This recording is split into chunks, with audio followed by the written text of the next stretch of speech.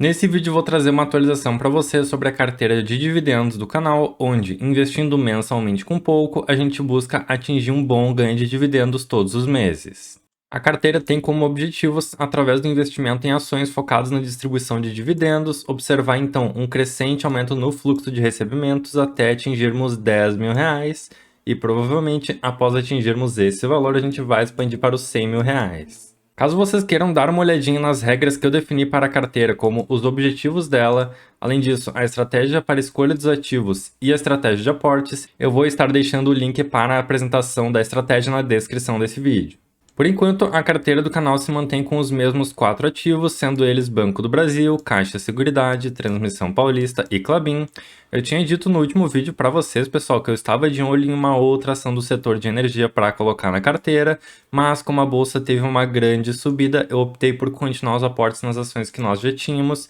principalmente aquelas que eu considero que ainda estão baratas, como a Transmissão Paulista e a Klabin. Enquanto que no caso da Caixa Seguridade e também do Banco do Brasil, essas ações simplesmente explodiram e trouxeram inclusive uma boa rentabilidade já para a carteira, com o Banco do Brasil subindo quase 12% e a Caixa Seguridade mais de 15%.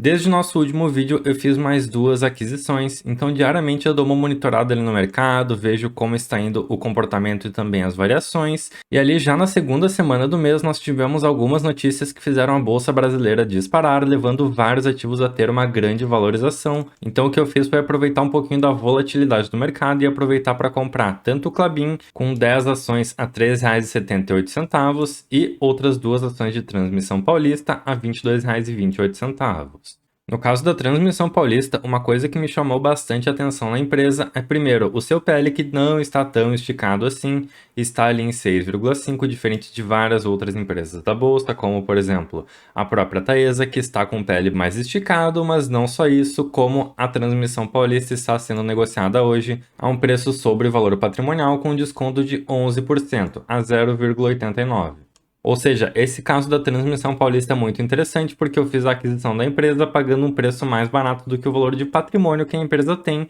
E além disso, ela vem tendo também bons lucros e vai ter um crescimento. Por isso eu vejo a empresa aí com muito bons olhos. Pelo cálculo do valor intrínseco do Benjamin Graham para calcular o valor justo de uma ação, a gente tem aqui um potencial de rentabilidade para a Transmissão Paulista de mais de 96% e o preço justo dela, através dessa fórmula que leva em consideração o valor patrimonial e também o valor de lucro por ação, chegaríamos num preço justo próximo de R$ 44. E além disso, dando uma olhadinha nos preços históricos da Transmissão Paulista, nós temos aqui um preço sobre lucro bastante comportado, que fica ali bem próximo das médias de vários anos atrás, mas o que me chamou atenção principalmente na empresa foi o seu preço sobre valor patrimonial, que na média histórica estaria ali próximo de 1,11, mas hoje está sendo negociado a 0,89. Além disso, o que muitos investidores não levam em conta ou sequer sabem da Transmissão Paulista é o reperfilamento do RBSE, que é uma indenização que a empresa ganha do governo por algumas políticas desastrosas feitas no passado. E a grande questão dessa indenização, pessoal, é que a ANEEL, ou Agência Nacional de Energia Elétrica, fez ali no ano de 2021 para 2022 uma diminuição dos pagamentos que a Transmissão Paulista iria receber. Isso teve sim um grande impacto então na lucratividade da empresa nos anos dos ciclos de 21 a 2023, o que no fim das contas acabou gerando também um grande impacto nos dividendos que a empresa pôde distribuir e na sua lucratividade. Tudo isso pode ser observado nesse pagamento bem magrinho que a Transmissão Paulista fez aqui no ano de 2022, então a empresa acabou sendo sim afetada por esse reperfilamento, o que no fim das contas fez com que ela distribuísse um dividend yield de somente 4,62 no ano. E evidentemente o mercado não fica nada feliz com isso e a empresa acabou apanhando nas suas cotações, vindo de uma bela queda nos últimos tempos, passando de um preço de cotação de R$ 25,50 e vindo numa queda, chegando agora próxima dos R$ 22. Então a visão de futuro que eu tenho para a Transmissão Paulista é que a empresa, após ter essa recomposição do fluxo de recebimentos, ela vai ter aqui muita previsibilidade para os próximos anos e vai sim voltar com boas distribuições de dividendos, lembrando, não é uma recomendação. E claro, vale lembrar também que a Transmissão Paulista, junto com outras empresas de transmissão, acabam apanhando um pouco pela subida da taxa de juros, a Selic, porque essa taxa de juros acaba então comprometendo um pouquinho o pagamento de dividendos dessas empresas, pois isso aumenta os juros da dívida e, consequentemente, aumenta também o tanto de dinheiro que essas empresas de transmissão, que normalmente trabalham um pouquinho mais endividadas, têm que pagar com seu endividamento. O caso da Klabin é um pouquinho diferente do da Transmissão Paulista, porque a empresa não sofreu nenhum baque aí por mudanças de políticas governamentais, nem nada nesse sentido, mas o caso da Klabin leva em conta, então, a questão de uma entrada de ciclo de investimentos, ou seja, a empresa que estava numa cotação aqui de R$ 5,50 veio vindo numa queda, tanto puxada pela questão do aumento da taxa de juros, que acaba pesando bastante na dívida, quanto, claro, pelos investimentos pesados que ela tem feito em novas obras. A Klabin teria então um preço justo pelo método de Benjamin Graham de R$ 5,67, com um potencial de rentabilidade próximo de 52%. Mas através de um olhar histórico para a empresa, nós podemos ver que mesmo nas suas médias, ela está abaixo. Claro, nós tivemos aqui PLs muito esticados e também PLs muito baixos, mas a gente vê aqui que a empresa agora está mais estável e está inclusive com um preço sobre lucro mais baixo do que nos últimos anos. Da mesma forma, para o seu preço sobre valor patrimonial, que ficou aqui muito próximo das suas mínimas gerais que nós tivemos nos últimos 10 anos. Por exemplo, aqui no ano de 2016, onde ela teve um PVP de 2,18, que é praticamente o mesmo que ela tem agora. No caso da Klabin, o principal vetor de rentabilidade para a empresa nos próximos anos, na minha opinião, é o projeto Puma II, que vem sendo o grande investimento da empresa nos últimos tempos. Ela então já tem uma máquina em operação do projeto Puma II e está vindo com a segunda máquina que está em construção no momento. No último fechamento trimestral da empresa, que ocorreu lá pelo mês de fevereiro, ela disse aqui que 82% das suas obras já estão concluídas para o projeto Puma II. E com isso, a empresa deve ter seu startup previsto ali para o segundo trimestre de 2023. A empresa deve ter ainda cerca de 2 bilhões de reais de investimentos para o fechamento do projeto, mas após a sua entrada em operação, a empresa deve vir então aumentando o seu fluxo de receita.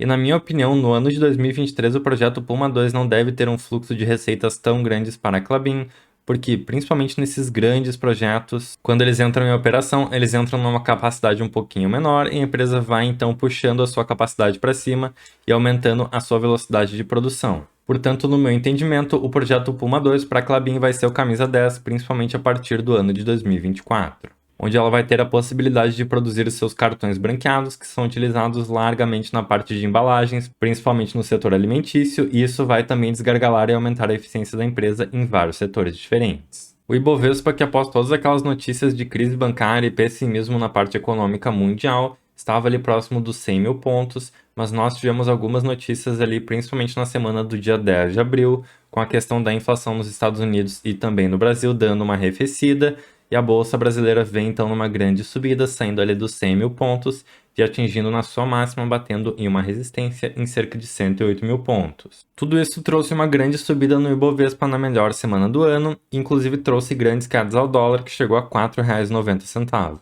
E no caso, considerando o índice de inflação brasileiro, ele ficou abaixo das expectativas, subindo somente 0,71% em março, frente ao avanço de 0,84% em fevereiro. Então, o acúmulo de 12 meses ficou com um aumento de 4,65%, frente aos 5,60% que nós tínhamos antes, levando então toda a Bolsa brasileira a uma grande euforia e a uma grande subida também. No caso da Bolsa americana, o cenário foi o mesmo e isso acabou afetando também o Brasil, com as taxas de inflação subindo menos do que o esperado, e a euforia tomou conta do mercado. E no caso, toda essa subida da bolsa levou para cima também a empresa de energia que eu estava de olho, que no caso é a Alupar. Eu fiz um pouco de mistério para vocês no último vídeo, mas no caso é essa empresa que eu tô de olho. Ela é uma empresa que paga os seus dividendos de forma trimestral e vem vindo num grande crescimento, principalmente com bons investimentos, vindo num crescimento de cotação e também de dividendos. Eu, como já tinha feito boas compras ali na primeira semana do mês de abril, não quis comprar a Alupar e acabei perdendo de comprar ali ela perto dos R$ 26,50.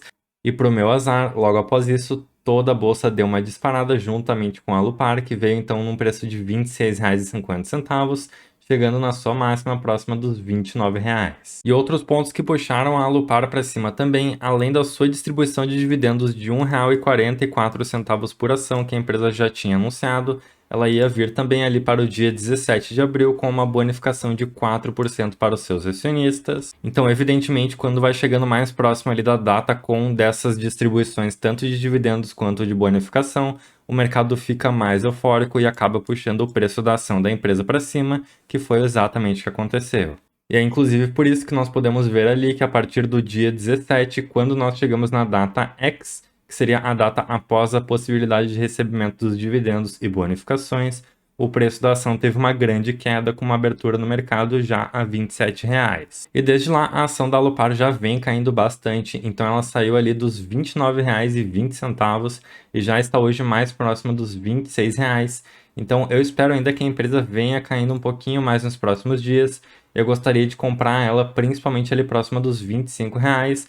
mas se ela conseguir chegar abaixo disso, ali mais próxima dos 24, seria um preço excelente de compra para mim. E eu inclusive já deixei algumas janelas de preços marcadinhas para que eu realize compras, então caso a empresa chegue ali próxima dos 25 ou dessa zona aqui dos 24 é a zona que eu vou querer comprar. Nesse momento eu vou focar então os aportes na Transmissão Paulista e na Klabin, que são as empresas que na minha concepção estão mais baratas. Os motivos que me fizeram considerar a Alupar como uma das empresas para essa carteira de dividendos e me fizeram tomar a decisão na escolha dela foram justamente o tamanho da empresa e também a sua área de atuação. Então, no caso, a Alupar atua aí no setor de transmissão de energia principalmente, sendo, por exemplo, uma concorrente da Transmissão Paulista e da Taesa, mas além disso, a empresa tem também um pouquinho de exposição na parte de geração de energia, atuando não somente no Brasil, mas também no Peru e na Colômbia, onde a empresa tem inclusive um contrato de concessão de transmissão vitalício. Ao longo dos anos, a Alupar veio tendo um crescimento nas suas linhas de transmissão de forma bastante constante e também disciplinada,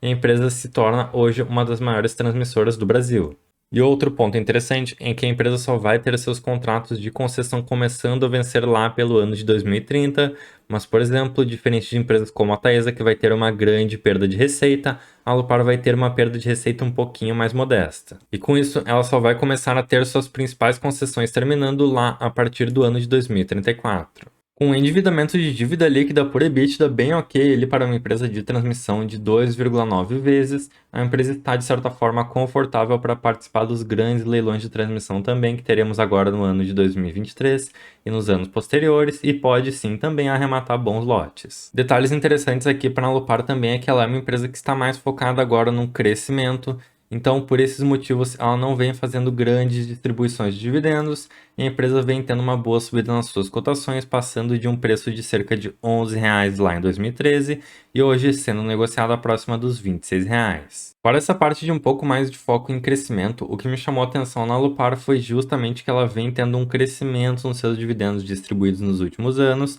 Então reparem aqui que principalmente a partir de 2019 ela já veio numa crescente no seu fluxo, e o que eu espero para a Alupar é que nos próximos anos ela venha tendo uma crescente ainda maior, porque a empresa está nesse momento saindo de um ciclo de investimentos. E claro, levando em conta também que o meu objetivo nessa carteira é ter o recebimento de dividendos de forma trimestral, como a Alupar é uma das poucas empresas aí que paga de forma constante trimestralmente, eu optei por colocar ela na carteira também. No caso da Alupar, ela já é uma decisão que eu tomei para adicionar na carteira, mas eu estou avaliando também uma outra empresa de energia para poder fazer a adição. No caso, seria a terceira empresa de energia do portfólio, que é a ENGIE, uma das líderes do setor de energia do Brasil. No caso da ENGIE, ela é uma empresa que atua mais na parte de geração de energia, sendo a segunda maior geradora do Brasil, mas tem também um pezinho na parte de transmissão e vem, inclusive, aumentando a sua participação nesse setor, sendo então uma empresa que tem atuação somente no setor de transmissão e geração, que são os meus favoritos. E outro ponto que me chama muito a atenção na ENGIE, que eu gosto bastante, é a sua participação em transmissão de gás natural. Então reparem aqui que a ENGIE tem uma linha de transmissão que passa por praticamente toda a costa brasileira e vai lá desde o Rio de Janeiro até os estados do Nordeste. E essa diversificação na parte de gás natural também traz mais resiliência e perenidade para a empresa, porque, querendo ou não, o gás natural vem tendo cada vez mais crescimento na utilização no Brasil. No caso da ENGIE, ela é uma empresa muito mais cara do que as outras, tendo uma cotação aqui próxima dos R$ 41,50, mas sendo negociada a um PL de cerca de 12,6 e um PVP próximo de 4. Então reparem aqui que no caso da ENGIE, pessoal, ela é uma empresa que o mercado aceita pagar muito mais caro porque ela é uma empresa gigantesca, também uma empresa muito resiliente e eficiente com ótimos ativos de energia. Mas mesmo a Engie sendo uma empresa que atua um pouquinho mais esticada na bolsa, ela é uma empresa que sim paga bons dividendos, então nós podemos ver aqui que nos últimos anos ela entregou ali próximo de 6, principalmente em 2022, quando ela pagou 7,24% de dividend yield. E aqui nessa janela de 2019 para 2020, a empresa segurou um pouquinho mais de capital para se resguardar com a questão pandêmica que o Brasil sofreu, então esses anos eu inclusive descartaria para ter um histórico tão bom da empresa. E é projetado, inclusive, que para o ano de 2023 ela chega a pagar próximo de 8% de dividend yield, vindo num belo pagamento. Fora os excelentes ativos de energia que a Engie tem e sua venda de energia praticamente totalizada até o ano de 2025, o que traz muita segurança para ela nas suas receitas. Ela é uma empresa que também faz vários pagamentos de dividendos ao longo do ano. Então, por exemplo, aqui no ano de 2021 ela fez 4 pagamentos. No ano de 2022 ela também fez 4 pagamentos. E por isso eu estou bem de olho na Engie. Ainda não tomei uma decisão sobre adicioná-la no portfólio da carteira de dividendos, mas eu vou continuar avaliando ela. Temos então hoje a carteira com esses 4 ativos e a Alupar, que eu já decidi que vai entrar na carteira. Eu continuo avaliando outras oportunidades também, não somente no setor de energia, mas no setor financeiro. Então eu estou avaliando já outras ações, mas ainda estou longe de tomar qualquer decisão diferente do que acontece com a Alupar e também com a Engie. Com todos esses aportes e subida da bolsa brasileira, então nós estamos bem positivos em relação à nossa rentabilidade da carteira do canal, tendo aqui uma rentabilidade de R$ 60 em relação aos 800 já investidos. Então, no caso, a nossa composição fica de investimentos em ações de cerca de R$ 724 e os outros cerca de R$ 140 que eu ainda estou observando e vou investir ao longo do restante do mês. Com todas essas variações, a composição da carteira do canal ficou então com a maior participação ainda sendo do Banco do Brasil, com cerca de 30%. Em segundo lugar, nós temos a Caixa Seguridade com cerca de 23%. E aí, em terceiro, nós temos a Transmissão Paulista com cerca de 15% e a Klabin com outros 15%. Com essa rentabilidade positiva de cerca de 7,58%, a gente está batendo bem o CDI aí no mês. Mas claro, essa amostragem de 2 meses é muito curta ainda para saber se a gente vai ter uma boa rentabilidade ao longo do tempo, então vamos acompanhando e continuar desenvolvendo a carteira do canal. Bem pessoal, essas foram então as atualizações sobre os aportes que eu tenho feito na carteira. Deixe aí nos comentários, vocês têm alguma sugestão sobre alguma outra ação que eu poderia estar incluindo na carteira? Lembrando que eu busco ações que pagam várias vezes ao ano, não precisa ser necessariamente de forma trimestral, mas que tenham ali no mínimo 3 a 4 pagamentos. E deixem aí nos comentários também, vocês gostam dessas ações que eu tenho na carteira ou vocês não gostam delas por algum motivo? Então muito obrigado por acompanharem, não se esqueçam de deixar aquele like e também se inscreverem no canal caso não sejam inscritos. E é isso pessoal, um abraço para todo mundo, tchau tchau.